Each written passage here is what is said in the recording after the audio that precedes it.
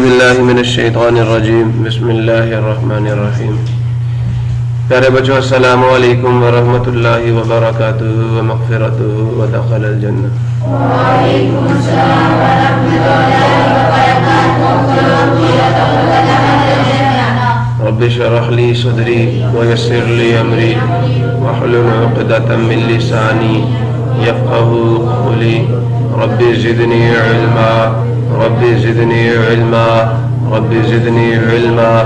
अल्लाहुम्मा इन्नी अस्अलुका इल्मन नाफ़िअ व रिज़्क़न तय्यिबा व अमलन मुतक़ब्बला। अल्लाहुम्मा ख़ुज़ बियदिक अल्लाहुम्मा अल्लिमनी अल किताब वल हिसाब। बेटा जी, आज हम लोगों का mathematics 9th class chapter number 5 और लेक्चर नंबर 1। आज का जो लेक्चर है, ये चैप्टर है, ये जो आज की बात होगी, मतलब आज के जो जिस चैप्टर को हम शुरू करने जा रहे हैं, बेटा ये चैप्टर पूरी जिंदगी आपकी जान नहीं छोड़ेगा। आप बेशक इसको छोड़ दें लेकिन ये आपको नहीं छोड़ेगा। हर जगह यूज होगा मैथमेटिक्स में। आप इंजीनियरिंग में चले जाएं, जहां मर्जी चले जाएं, मल्टीप्लिकेशन आप सबको करनी आती है और करते हुए बड़ा सुकून भी मिलता है, मजा आता है। मैथमेटिक्स का ये जो काम है, इसे रिवर्स प्रोसेस भी करते हैं। इसमें जो प्रॉब्लम्स को हम सॉल्व, रिवर्स प्रॉब्लम मतलब हमने मल्टीप्लिकेशन किया, उसका रिवर्स प्रोसेस करना, तो थोड़ा सा टेक्निकल काम है लेकिन अकल वाला काम है, बड़ा मजेदार काम। चैप्टर का नाम जी आज आपको जियारत भी करवा दूं, फैक्टराइजेशन है जी। ठीक है, अलजेब्राइक एक्सप्रेशंस की आपकी बुक पे जो है वो फैक्टराइजेशन ही अकेला लिखा हुआ है। मैं ये आपको पीछे से फर्स्ट ऑफ ऑल रिकॉल करवाऊंगा कि भाई साहब फैक्टराइजेशन होती क्या है। ये देखें, आपके पास अगर 5x मल्टीप्लाई 3xy हो, आप इन दोनों को मल्टीप्लाई करें, ठीक है, तो आपको क्या मिलता है? ये एक पॉलिनोमियल, इसे कहते हैं प्रोडक्ट। इसे क्या कहते हैं? मल्टीप्लाई करने से जो चीज आपको मिलेगी दैट इज द प्रोडक्ट। अब अगर आप इसको फैक्टराइज करें, प्राइम फैक्टराइजेशन याद है नहीं याद? 15 के प्राइम फैक्टर्स बनाए, ठीक है, समझ आ नहीं है? तो this reverse process of multiplication is called factorisation. समझो नहीं समझे? फैक्टराइजेशन क्या है? मल्टीप्लिकेशन के प्रोसेस का reverse. It is the reverse of multiplication. So इसको जरा देखें क्या लिखा हुआ। कहता है the process in which an algebraic expression can be expressed as the product of its factors. और ये फैक्टर क्या होता है? कोई एक बच्चा जो मुझे बताना चाहे कि फैक्टर क्या होता है। इस पे बात हम कर चुके हैं वैसे पहले कि अगर आपके पास 12 लिखा हुआ है, तो क्या मैं इस 12 को लिख सकता हूं 3 मल्टीप्लाई 4, 2 मल्टीप्लाई 6, 1 मल्टीप्लाई 12 लिख सकता हूं मैं? ये नहीं। सो क्या ये दोनों प्राइम है? नहीं। तो क्या ये दोनों प्राइम है? नहीं। तो क्या ये दोनों प्राइम है? नहीं। तो बात समझ आई?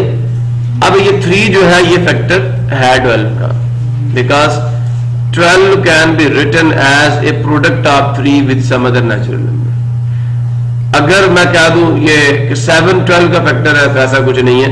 आप 7 के साथ कोई ऐसा नेचुरल नंबर बताएं जिसको मल्टीप्लाई करूं कि आंसर 12 आ जाए। आप मुझसे ये कह सकते हैं बाई 12/7, लेकिन 12/7 नेचुरल नंबर नहीं है। फैक्टर होने के लिए अगर 3 12 का फैक्टर है तो कोई ऐसा नेचुरल नंबर होगा आपके पास जिसको आप 3 से मल्टीप्लाई करेंगे, आंसर 12 आ जाएगा। अगर ये नंबर नेचुरल ना हुआ तो बेटा जी आपका 3 जो है वो 12 का फैक्टर नहीं होगा। जैसे कि मैंने 7 की एग्जांपल आपको दी। 5 is not the factor of 12। Why? Because यहां पे कोई नेचुरल नंबर ऐसा नहीं है। हाँ, आपके पास रैशनल नंबर एक ऐसा है जिसे मैं 12/5 लिख दूं तो 5 से 5 कैंसिल हो जाएगा, आंसर 12 आ जाएगा। But this second number is not natural. समझ आया नहीं आया? 5 इज द फैक्टर ऑफ 12 अगर 12 5 के टेबल में आता है, ये भी कह सकते हो तुम्हारी जुबान में, तुम्हारे लेवल पे ये मतलब है इसका कि अगर 12 जो है ये 5 के टेबल में आता है, 5 के टेबल में आता है, तो फिर जो 5 है वो 12 का फैक्टर होगा। 4 पता करना जी, 2 4 का फैक्टर है तो 2 का टेबल क्या, जिसको पता करना फैक्टर है या नहीं तो पता करना उसके टेबल में ही आ रहा है। अब 5 क्या, इसके टेबल में 12 नहीं आता, तो 5 is not the factor of 12। अब इसी बात को थोड़ा सा मैं फॉर्मल अंदाज में लिखूंगा। पहले बेटा फैक्टर को देख लो, फिर फैक्टराइजेशन भी देख लेंगे। फैक्टर या डिवाइजर अब समझ आएगा, या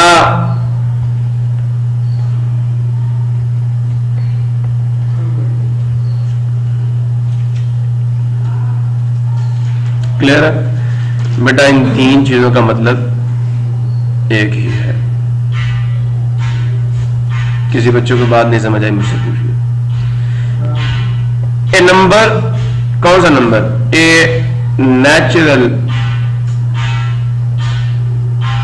नंबर स्मॉल ए, इसका मतलब क्या है? A belong to set of natural. इस सारी बात को सादा अल्फाज में मैथमेटिकली यूं किया जा सकता है, ठीक है? A natural number a is set to be, समझा जाएगा, कहा जाएगा टू बी कि वो है या वो होगा क्या? फैक्टर। बाकी आगे खुद लिख लेना, डिवाइजर ऐसा multiple of an other natural number b, that is b is also natural. बातें समझ लो सारी। B is also natural, a भी नेचुरल, बी भी नेचुरल। प्रॉब्लम किसी बच्चे को? बेटा एक तो आप पूछते नहीं हो, जब समझा रहा हो उस टाइम आप पूछते नहीं हो। तो natural number a is said to be the factor of another. इसे फैक्टर की जगह पे डिवाइजर भी डाल सकते हो और सब मल्टीपल भी डाल सकते हो। तो natural number a is said to be the factor of another natural number b if and only अगर बी जो है फैक्टर कौन होगा? ए होगा। तो ए बी का फैक्टर तब होगा if b can be written, if b is a multiply n, where n क्या? N is also a natural number. अब कितनी रिस्ट्रिक्शन है बेटा? पहले इस डेफिनेशन का थोड़ा सा ऑपरेशन करूं, सवाल को समझो। एक बंदे ने मुझे यह कह दिया, बागौर से सुने, वो कहता है, और इसको लिखते पता कैसे हैं? इसको लिखते पता कैसे हैं? इट इज, इसे डिवाइड भी कहते हैं, 2 डिवाइड्स एन, ठीक है? इसे ये कहते हैं इट इज रिटन एज, इसको ये भी लिख सकते हैं written as a divides b. ये भी मतलब है इसका, a divides b, a is the factor of b, a is the sub multiple of b, a is the divisor of b. बात समझो नहीं समझे? या क्या बी ए के टेबल में आता है? ये नहीं आता, ये भी कह सकते हो। अब गौर से, एक बंदा मुझसे ये पूछता है क्या 2 डिवाइड करता है 11 को? एक सवाल ये। दूसरा मुझसे ये पूछ लिया उन्होंने कि क्या 3 डिवाइड करता है 12 को? इसका मतलब यह है is 3 A factor of 12? Is a factor of 11? Clear हुआ? चेक करते हैं, डेफिनेशन लगाते हैं। पहली चीज चेक करें, ये आपका ए है असल में और ये बी है। इसको चेक करना है कि ये इसका फैक्टर है या नहीं। बेटा चेक करें कि ये नेचुरल हमने ए पे क्या कंडीशन लगाई थी, नेचुरल होना चाहिए, बी पे क्या लगाई थी, और जिससे मल्टीप्लाई करेंगे वो भी क्या होना चाहिए, नेचुरल होना चाहिए। ये तीनों नंबर्स नेचुरल। अगर बट्टे वाला नंबर आ गया, एक और नंबर आ गया, तो बेटा जी वो नंबर उसका फैक्टर नहीं होगा। और से सुन लें, is 2 a factor of 11? Check करते हैं, क्या मैं 11 को लिख सकता हूं? लिखें, क्या 2 फैक्टर होगा कि मैं इसको 2n लिख सकूं? यही है ना डेफिनेशन, ये कहती है कि if 11 can be written as 2n। अब पता करो ये n क्या होगा, तो n क्या आ गया, 11/2। यही है ना, आप कैलकुलेट कर लें। तो this implies that 11 can be written as 2 times 11/2। अब चेक करें क्या ये नेचुरल, यहां से पता चल जाता था कि ये नेचुरल नहीं है। तो यहां से आप कह सकते थे दिस इंप्लाइज दैट, समझ आया, यहां लिख दे वेयर 11/2 इज नॉट नेचुरल। कि कौन सी कंडीशन वायलेट हुई है, तीसरी, ये बात पूरी नहीं हुई। पहले चेक करना कि ए भी नेचुरल हो, बी भी नेचुरल हो, तो तीसरी कंडीशन भी चेक करनी है आपने। अगर बेशक एक्सप्रेस तो हो सकता है ना बेटा, एक्सप्रेस तो हो गया कि 2 times 11/2 is 11, but is this also a natural number? No, it is not natural number. So therefore this implies that 2 is not the factor of, इस पे तिरछी लाइन मारनी, ये सीधी लाइन। क्लियर हुआ? अब यहां चेक करते हैं। सो अगर फैक्टर है, if 3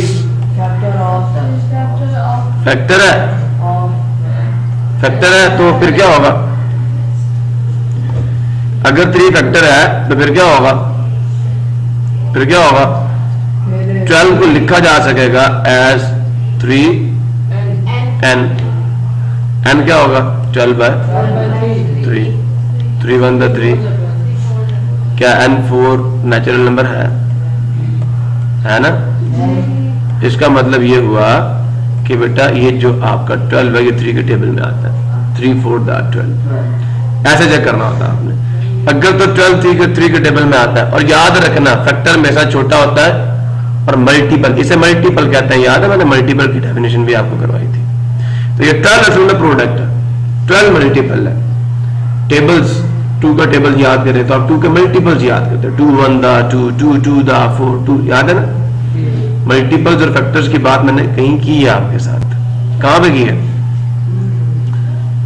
जब मैंने आपका 4th चैप्टर शुरू किया था तो मैंने लीस्ट कॉमन मल्टीपल की बात की थी, तो काफी डिटेल डिस्कशन हुई थी मेरी आपके साथ, याद है? लीस्ट कॉमन मल्टीपल जीसीडी की बात हुई थी हमारे दरम्यान में, दोनों के बारे में हमने बात की थी। एचसीएफ या जीसीडी की बात भी की थी, जीसीडी ग्रेटेस्ट कॉमन डिवाइजर की बात भी हुई थी। ठीक है बेटा? तो दिस इंप्लाई, देखिए अब आपने पता करना नेचुरल है, दिस इंप्लाई दैट क्या होगा जी? नेचुरल आ गया या नहीं आया? सिर्फ आपने n फाइंड करना है। अगर n भी नेचुरल आ गया तो फिर आपने क्या देना? 3 divides 12 or 3 is the factor of 12. This is true. This implies that 3 is factor of 12. Problem जी किसी को बेटा पूछिए, किसी बच्चे को प्रॉब्लम है तो पूछिए। कुछ और क्वेश्चंस कर ले? चले और देखते हैं। अच्छा, फैक्टराइजेशन तो मैंने तुम्हें करा, प्राइम फैक्टराइजेशन मैं सिखा चुका हूं ना आपको। और खास तौर पे जब हम लोग करते हैं मिड टर्म ब्रेक, वो भी फैक्टराइजेशन है, तो मैं पेज बनवाता हूँ आपसे। 1 × 12, जैसे अभी मैंने कहा था 12 है, तो इसके all possible page of factors लिखेंगे। 6 है, तो ये सारे बेटे इसके फैक्टर्स हैं, सब इसके फैक्टर्स हैं। किसके? 12 के। अब इसमें प्राइम भी आ रहे हैं और कंपोजिट भी आ रहे हैं। ठीक है, सब आ रहे हैं। प्रॉब्लम किसी को? Any confusion? चले आगे, सबको समझ आया? अच्छा जी। सो अब अगर फैक्टर समझ आ गया है, जिसको डिवाइजर भी कहते हैं, सब मल्टीपल भी कहते हैं, सो बेटा जी अब हम फैक्टराइजेशन शुरू करेंगे। ठीक है, समझ आया नहीं यार? एक बंदा कहता है हाँ जी आप मुझे फैक्टराइजेशन करके दें किसकी, एक पॉलिनोमियल पी ऑफ एक्स, कहते हैं इसकी फैक्टराइजेशन कीजिए, फैक्टराइज इट। तो इससे क्या मुराद है कि आप पी ऑफ एक्स को 2 या 2 से ज्यादा ऐसी टर्म्स के प्रोडक्ट की फॉर्म में लिखे जिन पे ये डिवाइड हो सकता है। अब आपका 12 3 पे डिवाइड होता नहीं होता, 4 पे भी होता। 4 is also another factor of 12। तो आपने एक्सप्रेस किया, बात समझे नहीं समझे। तो सिमिलरली जब आपने फैक्टराइजेशन करनी होगी तो आपने किसी भी चीज को as a product of its factor लिखना होगा। समझ आया?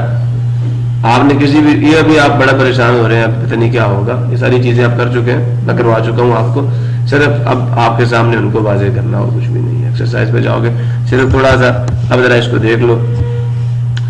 तो ये आपके पास एक टर्म थी, आपने इसको इसके फैक्टर्स की फॉर्म में as a product of 2 terms लिख दिया, as a product of 2 terms आपने इसको डाल दिया। ठीक है, सो ये बेटा मैप जो है मैं आपको दिखाना चाह रहा था। अब आगे फिर डिफरेंट टाइप ऑफ फैक्टराइजेशन आ जाएंगी। सो ये असल काम है कि अगर आपके पास ये 2 चीजें होंगी, इनको मल्टीप्लाई करोगे तो प्रोडक्ट आएगा, दिस इज द प्रोडक्ट या मल्टीपल। ठीक है, और जब आप इसको वापस उन्हीं 2 टर्म्स में कन्वर्ट करोगे जिनको मल्टीप्लाई करने से आपको ये नंबर मिला था, तो वो 2 नंबर जो होंगे या वो 2 एक्सप्रेशन जो होंगी, they are the factors, they are the factors divisors और sub multiples of this product are multiple. Clear हो गया? अब यार आपकी बुक के ऊपर भी देख लेते हैं कि क्या बात है। फैक्टराइजेशन चैप्टर का नाम है जी। फैक्टराइजेशन की इंट्रोडक्शन में कहा जा रहा है कि factorisation plays an important role in mathematics as it helps to reduce study of a complicated expression to the study of simpler expressions. बिल्कुल, बहुत अच्छी बात की है इन्होंने, और वाकई यही बात है। अब मेरी बात और से सुने, आपको ये कितनी मुश्किल सी चीज नजर आ रही है ना, और जब आप इसको फैक्टराइज करेंगे as a product of expression से एक्सप्रेस करेंगे तो ये चीज बन जाएगी। अब बताएं, इसको ये और इसको और इनके प्रोडक्ट को स्टडी करना आसान है या इसको स्टडी करना आसान है? ये आसान है ना, सिंपल सी चीजों का प्रोडक्ट है ये। तो फैक्टराइजेशन से क्या करते हैं हम लोग, एक चीज को सिंपलर एक्सप्रेशंस में कन्वर्ट करते हैं। सिंपलर सादा एक्सप्रेशंस के प्रोडक्ट के अंदर हम कन्वर्ट करते हैं, और उसके नतीजे में हमें क्या मिलता है,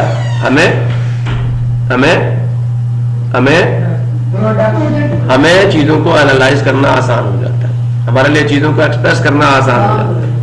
अब इसको स्टडी करना आसान है बनिस्बत इसके, समझ आया? तो factorisation plays an important role in converting or in reducing the complicated expressions to the study of simpler expressions. Complicated expressions को स्टडी करने के बजाय हम क्या करते हैं, फैक्टराइजेशन के जरिए से उनको सिंपलर एक्सप्रेशन में कन्वर्ट करते हैं, फिर उनकी स्टडी करते हैं। सिंपल चीजें ज्यादा आसान होती है, समझना आसान होता है। In this unit we will deal with different types of factorization of polynomials. तो ये हमारा मकसद है कि हमें पॉलिनोमियल्स दे दिए जाएंगे और कहा जाएगा इनके फैक्टर्स बताइए, मतलब वो नंबर्स बताइए जिनके प्रोडक्ट की, या वो एक्सप्रेशंस बताइए जिनके प्रोडक्ट की फॉर्म में हम इसको एक्सप्रेस कर सकते हैं। कोई भी गिवन पॉलिनोमियल होगा, आपसे कहा जाएगा इसके फैक्टर्स बताएं, तो आपने क्या बताना है, आपने वो एक्सप्रेशंस बतानी है जिनको अगर मल्टीप्लाई किया जाए तो आपका आंसर वो पॉलिनोमियल आ जाएगा। समझ आया नहीं आया? क्लियर हुआ कि आपने वो एक्सप्रेशंस बतानी है जिनको मल्टीप्लाई करने से आपको वो पॉलिनोमियल मिला था। अब मेरी बात गौर से सुने, अगर मैं यहां पे ये लिख दूं, अब आप फौरन सारे बोलेंगे मुझे पता है इंशाल्लाह। अब आपके, क्योंकि आप एग्जांपल से ज्यादा समझते हैं, अगर आपके पास मैंने ये लिखा हुआ होता x+2 मल्टीप्लाई x+1, आप सबको पता है इसका फाइनल रिजल्ट जो है वो ये है कि नहीं? बंदा मुझे कहता है समझ आया नहीं है, मैंने फार्मूला लगाया, ओके, फार्मूला आता नहीं आता? बंदा मुझे, अब बेटे फैक्टराइजेशन में आपको ये चीज गिवन होगी, दिस इज योर गिवन, ठीक है, and this will be your required. अब देखो ना, ये भी इसका फैक्टर है, ये भी इसका फैक्टर है, इन दोनों के प्रोडक्ट की फॉर्म में आप इसको लिख सकते हैं ना। तो ये हर एक्सप्रेशन जो है ये इसका फैक्टर है। अब ये मत कहना एक्स नहीं, ये पूरी bracket as a factor treat होती है इसका। बात समझे नहीं समझे? तो ये भी फैक्टर है और ये भी फैक्टर है इसका। तो फैक्टराइजेशन में जब ये चीज आपकी पोलिनोमियल आपको गिवन होगा और आपने यहां से यहां जाना है, तो दिस इज फैक्टराइजेशन।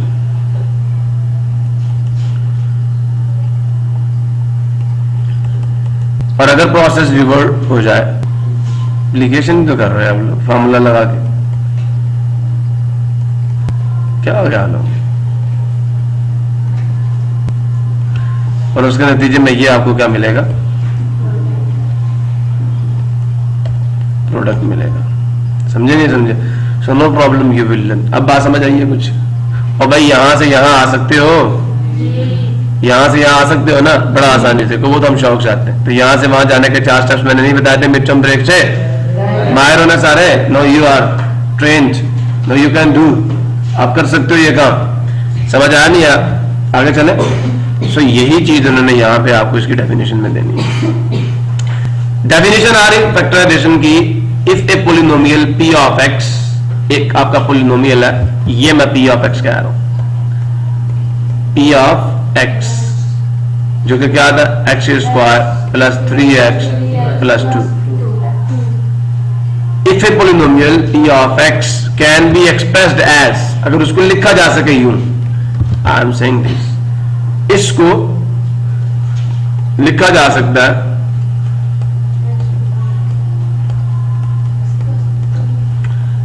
अब मुझे बताओ, ये p ऑफ x था, ठीक है, ये p ऑफ x था, मैंने इसको लिखा h of x multiply q of x। अब आप कोई प्रॉब्लम नहीं है, चाहे g ऑफ x या q ऑफ x की बात है, ये आपका पहला फैक्टर हो गया, आपका दूसरा फैक्टर हो गया। समझ आया? तो ये जो दोनों एक्सप्रेशन दी जाता है factors of p of x, आप लिख सकते हैं नहीं लिख सकते इसका प्रोडक्ट। तो फिर बेटा ये हर एक्सप्रेशन और दिस प्रोसेस ऑफ राइटिंग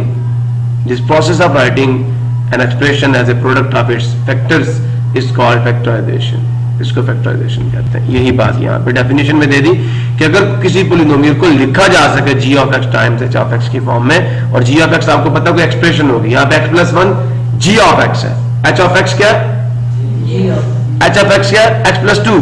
किसी एक को g ऑफ x का नाम दे दो, एक ब्रैकेट को g ऑफ x का नाम दे दो, और एक को h ऑफ x का नाम दे दो, जिसको मर्जी दे दो। नहीं समझे? तो दो एक्सप्रेशंस के प्रोडक्ट की फॉर्म आप इसे लिख सकते हैं। This is the factorisation. लिख सकते हो तो वो फैक्टराइज हो सकती है। Then each of the polynomial g of x and h of x, अब क्या x प्लस 1 पोलिनोमियल नहीं है, x प्लस 2 पोलिनोमियल नहीं है, तो आपने एक गिवन पोलिनोमियल को दो पोलिनोमियल्स के प्रोडक्ट की फॉर्म में लिख दिया। इस लिखने के अमल को फैक्टराइजेशन कहते हैं। और वो पोलिनोमियल जिनके प्रोडक्ट की फॉर्म में आप गिवन पोलिनोमियल को एक्सप्रेस कर रहे हैं, वो दोनों पोलिनोमियल्स क्या होंगे, आपके गिवन पोलिनोमियल के फैक्टर्स होंगे। समझ आया? So here g of x and h of x are called, ये दोनों पोलिनोमियल्स जो है ये कहलाते हैं factors of p of x या ईच ऑफ द पोलिनोमियल्स। अब हर एक की ईच आ गया तो फिर इज आएगा, each polynomial whether it is g of x और h of x is called the factor of p of x. For instance, in the distributive property, अब आपने डिस्ट्रीब्यूटिव लॉ यूज किया हुआ नहीं किया हुआ? अगर आपके पास AC हो प्लस, सुन रहे हो, AD हो, तो आप A को बाहर निकालते हो नहीं निकालते? भाई ये डिस्ट्रीब्यूटिव प्रॉपर्टी। अब इसके दो फैक्टर्स हैं, एक A है और मल्टीप्लाई दूसरी ब्रैकेट है, ये दो फैक्टर्स हैं। अभी भी बात समझ नहीं है। आपने क्या किया, इसको दो फैक्टर्स की फॉर्म में, ये भी फैक्टराइजेशन है। This is factorisation. और यहां से यहां जाओगे तो मल्टीप्लीकेशन है, यहां से यहां जाओगे तो फैक्टराइजेशन। अभी भी बात समझ नहीं आई? तो जैसा कि आप डिस्ट्रीब्यूटिव लॉ में यूं करते हैं। अब क्योंकि आपने इस चीज को as a product of these two लिखा, तो इनमें ये और ये पूरी ब्रैकेट क्या, a and b plus c are the factors of ab plus ac. So when a polynomial has been written as a product consisting of only prime, क्या कहा जा रहा है कि अगर आपका कोई पोलिनोमियल है, अच्छा मुझे ये बताया, मैं यहां पर लिखता हूं 12, क्या 12 पोलिनोमियल है या नहीं? बिल्कुल है। 0 डिग्री का पोलिनोमियल है भाई, मोनोमियल है, इसकी डिग्री 0 है, इसमें वेरिएबल की पावर क्या 0। अगर मैं उसे कहता हूं p ऑफ x इज 12, तो आप नहीं मानेंगे? क्या मानेंगे? कांस्टेंट पोलिनोमियल है, इसकी डिग्री 0 है, समझे नहीं समझे। और अगर बेटा आप किसी भी पोलिनोमियल को अगर फैक्टराइज करें और उसके जितने भी फैक्टर्स हो सारे के सारे क्या हो, प्राइम हो, नहीं समझे। If a polynomial is written as a product of all prime factors, then that type of factorization is called prime factorization. The process of writing a given polynomial or given number as a product, the process of writing a given number as a product of its prime factors in terms of all prime factors, समझ आया। तो then that type of factorization is called prime factorization। और जहां तक मैं समझता हूं, मैं आपको सबसे पहले prime factorization ही सिखाता हूं, ऐसा ही है, बहुत फायदा है उसका, बहुत फायदा। चले आगे, एनी प्रॉब्लम? सो क्या प्राइम फैक्टर्स हैं जी 12 के? अब तो डायरेक्ट बताओ मुझे। लिखोगे इधर 2 3 5 7, एक तो भूल जाते हैं ना आप लोग। पहले प्राइम नंबर 2 पे डिवाइड करो, होता ठीक नहीं, तो आगे वाले पे क्या आ जाएगा, फिर अब 3 पे, तो 2 का स्क्वायर हो गया, ये इसके प्राइम फैक्टर्स हैं। तो प्राइम फैक्टर्स कौन कौन से इसके? 2 है, तो ये प्राइम फैक्टराइजेशन है। यही उन्होंने यहाँ पे आपको प्राइम फैक्टराइजेशन की डेफिनेशन आपके बुक पे मौजूद है। When a polynomial has been written as a product consisting only of prime factors, then it is said to be factorized completely। इसे complete factorization भी कहते हैं और prime factorization भी कहते हैं, ठीक है। तो अगर आपने किसी भी given polynomial को या given number को आपने प्राइम फैक्टर्स के प्रोडक्ट की फॉर्म में लिखा हुआ है, तो then we will say that the number is factorized completely. तो नंबर कंप्लीटली फैक्टराइज हो चुका है, और the number is factorized primely, या the number is written as a prime factors, number की प्राइम फैक्टराइजेशन की गई है। क्लियर हुआ? बात समझ आई? Now factorization of the expression of this type, KA plus KB plus KC, ये पहली टाइप ऑफ फैक्टराइजेशन है जो इंशाल्लाह हम करेंगे। आप जरा खुद चेक करें, ये KA प्लस, अगर मैं यहाँ पे यूं कर दूं, यहाँ यूं कर दूं, यहाँ यूं कर दूं, अब बताएं सबसे छोटी पावर लेंगे K की यहाँ से कॉमन,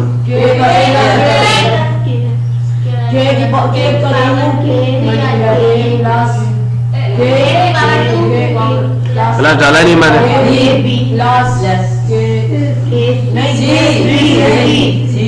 बेटा असल में मैंने आपको उस दिन भी बताया था कि असल में हमने इसको K स्क्वायर से मल्टीप्लाई भी किया और डिवाइड भी। तो K की पावर 5A प्लस K का क्यूब B प्लस K का स्क्वायर C। अब नीचे वाला अंदर ले जाके सबसे डिवाइड कर दोगे, तो यहाँ से क्या बचेंगे, 3 K बचेंगे, यहाँ से 1 K बचेगा, यहाँ से दोनों कट जाएंगे और ये रिजल्ट आपके पास आ जाएगा। ना याद रहे तो बेसिक प्रोसेस ही कर लिया करो।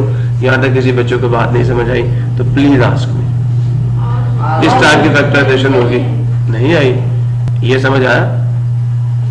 सबसे ये वाला नहीं समझ आया?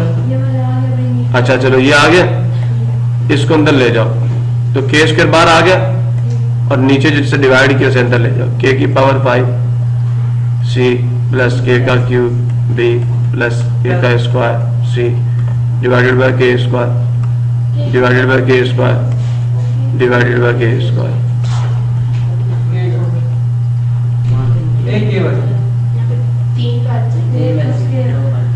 प्रॉब्लम किसी को कहाँ? यहाँ ये है, सो K स्क्वायर आ गया। अब भाई यही रिजल्ट लिखा हुआ है यहाँ, नहीं क्या K क्यूब A आ जाएगा, K भी आ जाएगा और सिर्फ C आ जाएगा।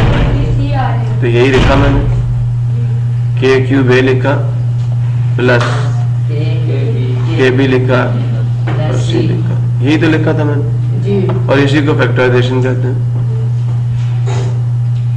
नहीं समझ आया? क्लियर हो गया सबको? तो आपने क्या किया, आपने अपनी गिवन एक्सप्रेशन ये जो दी है, देखो जरा और से, ये जो एक्सप्रेशन दी इसको आपने लिख दिया एज ए प्रोडक्ट। किसके प्रोडक्ट? इस टर्म और इस पूरी ब्रैकेट की। समझ आ नहीं? अब bracket as a one term treat होगी।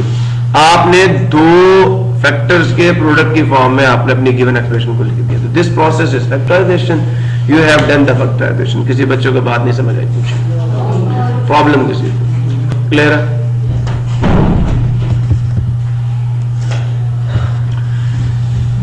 सो एग्जाम्पल नंबर 1 में कौन सी चीज कॉमन है सब में? लिखवा दो भाई। 5 है,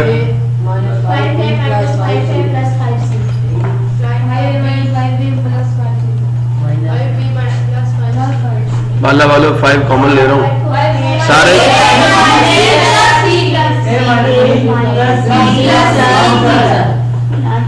प्लीज अगर ना समझ आए तो रफ वक्त में कर लीजिएगा। 5 से मल्टीप्लाई, 5 से डिवाइड। अब ये 5 अंदर जाके सबसे को डिवाइड करेगा तो डिवीजन के बाद आपको यही चीज मिल जाएगी। ओके, एग्जाम्पल नंबर 2 जी। 5 है माइनस 5 भी माइनस 15।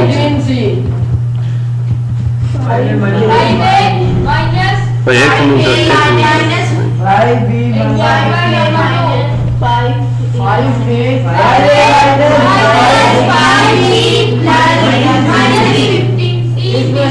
माइनस है प्लस है? फिर सोच लो। अच्छा बेटा पहली चीज देखे, बात सुने, ये भी प्राइम नंबर था, ये भी प्राइम नंबर था, लेकिन ये कंपोजिट है, इसके फैक्टर बना लें। साइड पे नंबर जो कोफिशिएंट होते हैं, प्लीज प्लीज प्लीज प्लीज सुन लें इनके फैक्टर्स। ओ बेटा सुन लो, ओ बेटा सुन लो। 5 आया, 1 मल्टीप्लाई 5 ही रहेगा।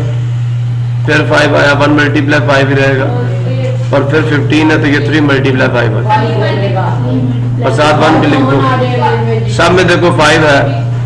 जीसीडी जो आपका आएगा याद है ना, 5 सब में 5 है। 1 भी सब में, अगर ना आता तो हम 1 लिख देते हैं, ठीक है। तो 5 मल्टीप्लाई 1 इज 5। अब आप सबसे 5 कॉमन लेंगे।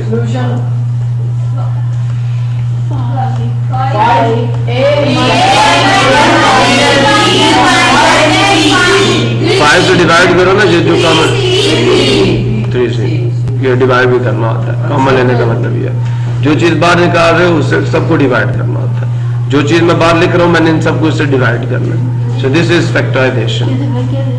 कैसे मैं बताता हूं। हमने असल में क्या किया, इस सारे को 5 से मल्टीप्लाई किया, 5 से ये रफ वक्त में कर लिया करो। अब ये वाला 5 तो मैं बाहर ही लिखूंगा, इस 5 से सबको डिवाइड कर दूंगा।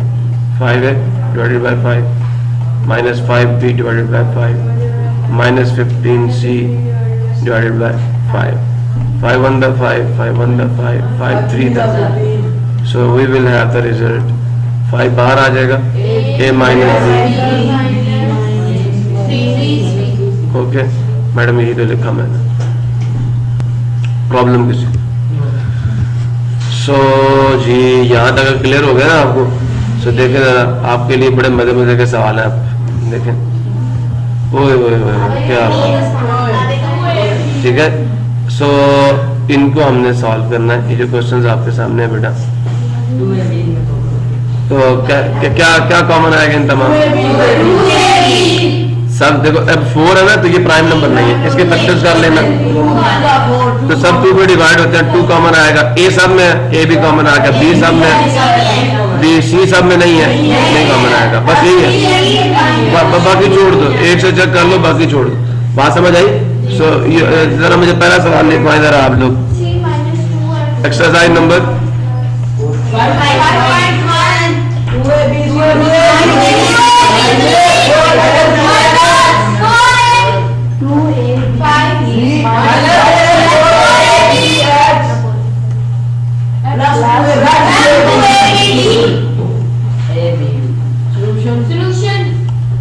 अब आपको पता है कि ये सारे 2 पे डिवाइड होते हैं, जीसीडी 2 ही आएगा।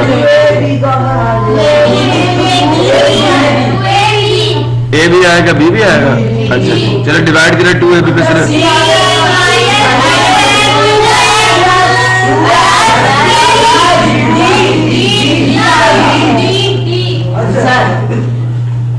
देखो as a product of 2 factors आपने लिख दिया, ठीक है। अब देखिए आया ना प्रोडक्ट, तो यही फैक्टराइजेशन है। नेक्स्ट क्वेश्चन क्या है जी? देखें 9 है, 12 है, 18 है, ये भी 3 पे डिवाइड होता है, इसका फैक्टर बनाए, 3 का स्क्वायर है, इसका फैक्टर क्या आएगा 2 का स्क्वायर मल्टीप्लाई 3, 18 के फैक्टर्स क्या आएंगे। ठीक है, पहले नंबर्स का मेरे सवाल लिखवा दो एग्जांपल। क्वेश्चन नंबर 1 का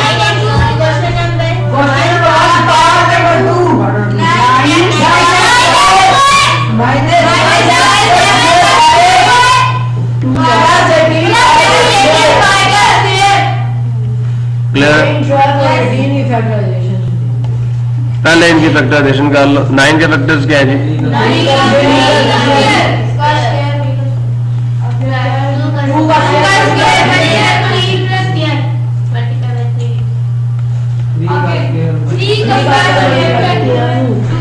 2 पहले डालना चाहिए हमें तरतीब के साथ। ठीक है, अच्छा बेटा बात सुनने जरा और से, 1 तो सब में ही आएगा।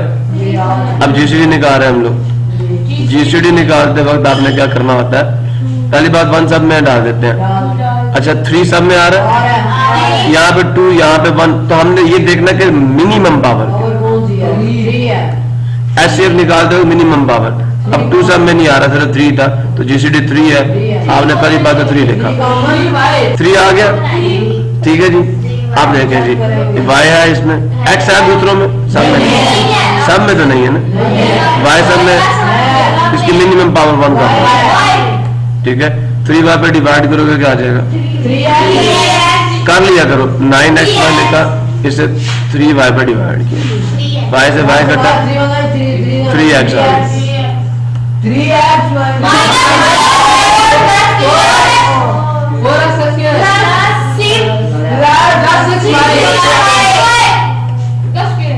स्क्वायर क्यों आएगा, 18y स्क्वायर को 3y पे डिवाइड करो, 3 बंदा 3, 3 6 द 18 एंड 1y से 1y काट गया, ये आ 6, दिस इज आंसर। समझे हो, पता नहीं क्या समझे हो।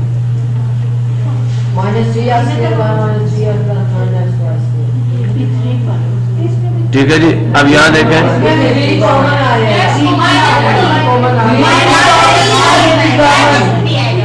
अच्छा -3 कॉमन लेंगे तो ले लेते हैं ना यार, क्या होगा -3, साइन चेंज होगा ना अंदर, इससे आपका एक्सपीरियंस बढ़ जाएगा बेटा।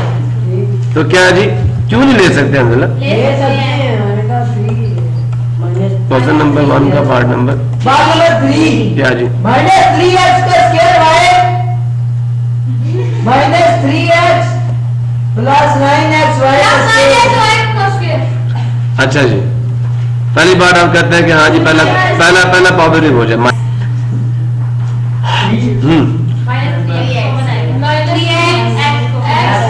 एक्स सब में था ना मिनिमम पावर का, वाई सब में नहीं है, नहीं है बेटा जी बात सुन ले, पहले सुन ले। अब ये साइड पर लाभ में डिवाइड कीजिएगा इसको, -3x, माइनस है माइनस, प्लस आंसर आएगा, 3 से 3 कटा, 1x से 1x कट गया, 3xy।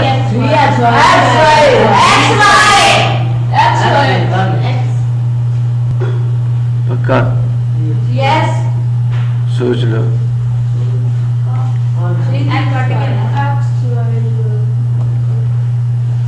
चले आगे, यहाँ की जीरो प्रॉब्लम, अब चेक कर लो, साइन चेंज हो गया। सुन लो, मेरी भी सुन लो, थोड़ा सा कंपैरिजन कर लेने दो। ये माइनस था, साइन कॉमन लेने से, माइनस का साइन कॉमन लेने से प्लस हो गया। ठीक है, अब इसका साइन क्या है मुझे नहीं पता, आप -3x को ऊपर रखिए और -3x पे डिवाइड करो, माइनस से माइनस कटा आंसर प्लस आएगा, 3 से 3 कटा, x कटा, 0 आ गया ना,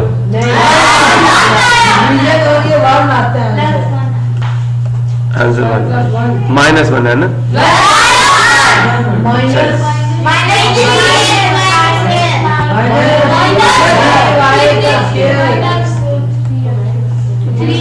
माइनस आएगा,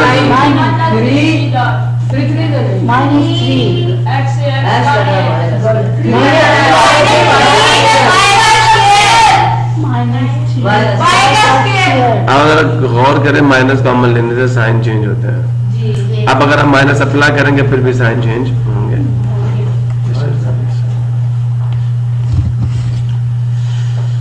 सो मुझे जरा ये सवाल आप लोग लिखवा दें। क्वेश्चन नंबर 3x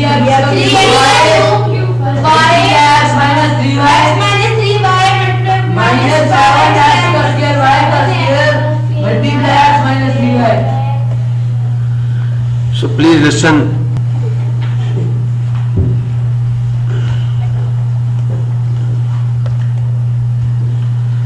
क्या करेंगे जी? 3 कॉमन ले लेंगे ना? क्यों 3 कॉमन? दोनों 3 पे डिविजिबल नहीं। अच्छा देखिए, दोनों में x आ रहा था, x का स्क्वायर कॉमन ले लिया, y, ठीक है। अब बेटा ये ब्रैकेट भी पूरी कॉमन आएगी।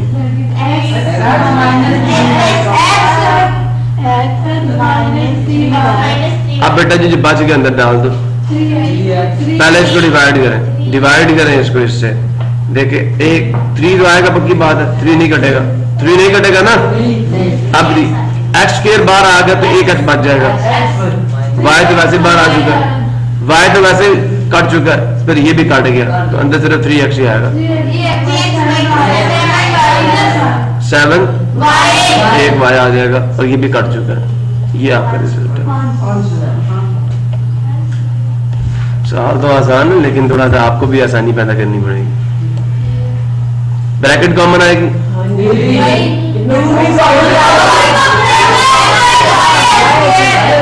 So 2xy square multiply plus 5 और अंदर जो बचेगा डाल दीजिएगा, ठीक है। It is for you. Next pattern यहाँ से शुरू होगा। अब बेटा इन 2 में से कुछ कॉमन आएगा और इन 2 में से कुछ कॉमन आएगा, अलग अलग। तो first of all we will do the examples. पहला सवाल हो गया, किसी बच्चे को प्रॉब्लम, एनी कंफ्यूजन। इसी के साथ दूसरी रिकॉर्डिंग शुरू करूंगे, जाने दूं।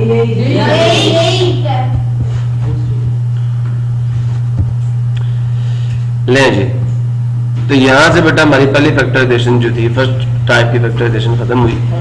एग्जांपल नंबर 2, PQR 2 नहीं आनी चाहिए, 1 आनी चाहिए ना। ये सेकंड टाइप ऑफ फैक्टराइजेशन यहाँ से शुरू हो रही है ना।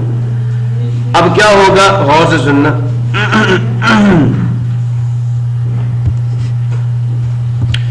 This is second type of factorisation. क्या है जी? AC plus AD plus BC plus BD। बेटा इन 2 में से और इन 2 में से, अब 2 4 टर्म्स है तो फिर 2 से कॉमन आएगा। देखिए बेटा इन दोनों से A कॉमन आता है, अंदर का बच जाएगा। मिड टर्म ब्रेक में किया था ना, है ना। थर्ड स्टेप होता है ये वाला, प्लस B कॉमन है। चेक करें ब्रैकेट आ रही नहीं आ रही। पहले C प्लस D अंदर कॉमन लेंगे, अंदर बन जाएगा। You will do the questions like this. Now we will talk about the example number। x के प्लस 5 कॉमन आया तो दोनों से ही नहीं आया था, तो भाई मैंने यहाँ पे यही तो किया है। आप क्या हो गया, ये देखें, ये 2 अलग टर्म्स हैं, बीच में प्लस है, दोनों में ये ब्रैकेट कॉमन आ रही है, यही है ना। जब मैं ये ब्रैकेट बाहर निकालूंगा, इसको डिवाइड करूंगा, कट जाएगी, D आएगा, C प्लस D तो बाहर गया।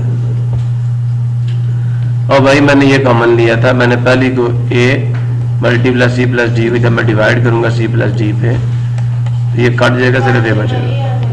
फिर मैं जब दूसरे को जो कि प्लस B और C प्लस D है, उसको भी C प्लस D पे डिवाइड करूंगा, कट जाएगा, सिर्फ प्लस B आ जाएगा। मैंने ये काम किया, ये मैं ब्रैकेट बाहर निकाल चुका हूँ दोनों से, ठीक है जी। जब आप मेरी बात सुन, आप इसको मल्टीप्लाई करें इसके साथ, तो क्या आंसर आएगा? ये ब्रैकेट अंदर जाकर दोनों से मल्टीप्लाई होगी ना, या ये अंदर जाकर दोनों से मल्टीप्लाई होगी, तो क्या आएगा? A multiply C plus D आएगा। लिख सकते हो ना भाई, ये भी तो अंदर जा सकती है ना, plus B multiply C plus D आएगा। तो क्या ये वही चीज नहीं जो ऊपर लिखी हुई थी? वही है ना। तो ये मल्टीप्लाई रिवर्स होता है किसका? फैक्टराइजेशन का। ये हम कर रहे हैं प्रॉब्लम में। सो एग्जांपल नंबर 2 नहीं बाजी, अभी एग्जांपल नंबर 1 होगी, उसके बाद 2 होगी। बाजी नहीं की अभी जी। 3x minus Plus 7 solution 3 common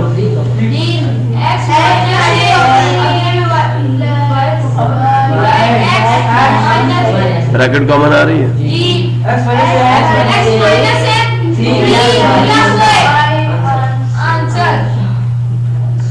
देखा गिवन ये था आपने एज ए प्रोडक्ट लिख दिया लोगों के ठीक है सो नाउ एग्जांपल नंबर 2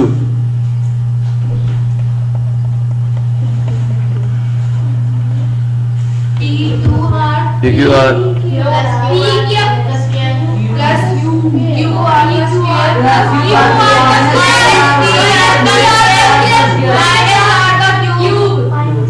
अच्छा लगा बात सुनो जरा गौर से इन दोनों में क्या कॉमन आ रहा है अच्छा बात सुने अगर ऐसे नहीं समझ आता तो तरीका सीख लो पहले याद शुरू करो इन दो का अलग कर लो इसमें P है दूसरे में P है नहीं आएगा ना कॉमन नहीं आएगा ना जो कॉमन नहीं आएगा उसको छोड़ दो Q इसमें भी है और उसमें भी है दोनों की फर्स्ट पावर है Q कॉमन आ गया ठीक है सुन लो ना स्टेप बाय स्टेप चलो फिर R आ गया दोनों में R है R की छोटी पावर 1 है QR कॉमन लेनी पहले को QR पे डिवाइड करोगे तो P बच जाएगा बस दूसरे को QR पे डिवाइड करोगे तो प्लस अब यहां से बेटा पहली चीज देखे ये तो प्लस आ गया तो आपको इंडिकेशन मिलनी चाहिए कि भाई माइनस भी कॉमन लेना प्लस होंगे ना देखे दोनों में P तो आ नहीं रहा तो नहीं लेंगे R आ रहा तो R का स्क्वायर कॉमन ले लेंगे तो क्या आ गया माइनस R स्क्वायर पे डिवाइड करोगे तो पहली बात पावर P आएगा आ रहेगा डिवाइड करने पे साइन चेंज होंगे आपने माइनस कॉमन लिया हुआ है समझ आया तो दोनों के साइन चेंज कर दिए दोनों नेगेटिव है दोनों पॉजिटिव हो ब्रैकेट दोनों में कॉमन है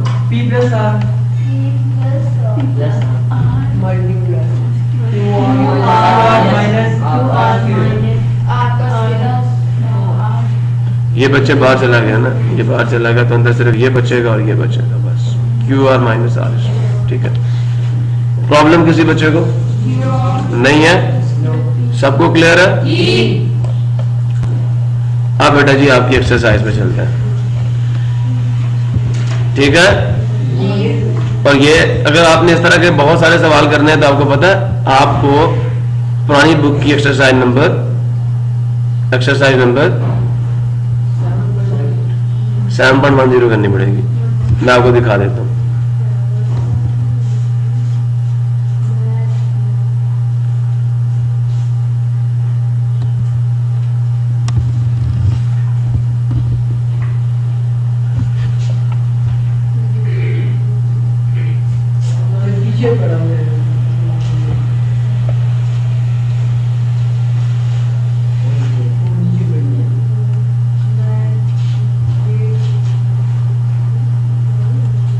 ये 7.10 इन दोनों में x कॉमन आएगा इन दोनों में x स्क्वायर कॉमन आएगा इन दोनों में 2y 2 है इन दोनों में तो ये बेटा तकरीबन कोई 12 के करीब सवाल है अगर आप कर लें देखें इन सब में क्या x y ब्रैकेट कॉमन आएगी ये बड़े मजे के सवाल अगर आप करेंगे तो आपको बड़ा फायदा होने वाला है इनसे तो 7.10 अगर आप कर लें तो मेरे ख्याल में आपको पहले 2 क्वेश्चन में प्रॉब्लम नहीं होगा ठीक है सो कम हियर